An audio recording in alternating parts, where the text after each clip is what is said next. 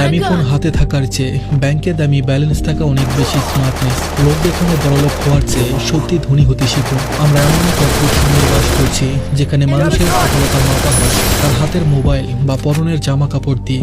বন্ধু মহলে নিজেকে কুল প্রমাণ করতে অনেকেই কিস্তিতে ইএমআই ধার করে 1 লক্ষ টাকার ফোন কেনে। কিন্তু ভেবে দেখুন তো, হাতে দামি ফোন অথচ মাসের 25 তারিখে পকেটে হাত দিলে 10 টাকাও নেই, বা কোনো মেডিকেল ইমার্জেন্সি এলে বন্ধুর কাছে ধার চাইতে হচ্ছে।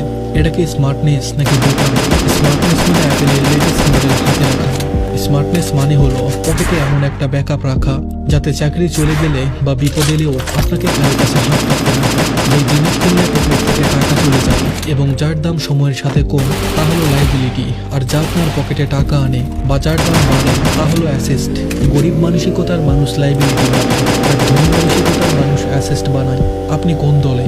যাদের ইমপ্রেস করার জন্য আপনি ধার করে ফুটানি করছেন, বিশ্বাস করুন বিপদের দিনে তারা আপনার ফোনও ধরবে না। তাই নকল ইজ্জত কেনার চেয়ে আসল ব্যাংক ব্যালেন্স বাড়ানো অনেক বেশি শান্তি। পকেটে টাকা থাকলে আত্মবিশ্বাসী নিজেই চলে আসে, শো অফ করতে হয় না। মাস শেষে কিস্তির মেসেজ বা ধারের বোঝা মাথায় নিয়ে ঘুমানোর চেয়ে সাধারণ ফোন ব্যবহার করে নিশ্চিন্তে ঘুমানো অনেক বেশি সুখের। আসল ধনীরা ব্র্যান্ড দেখায় না, তারা তাদের সম্পদ এবং স্বাধীনতা উপভোগ করে। তাই আজ থেকে সংজ্ঞাটা বদলে ফেলুন।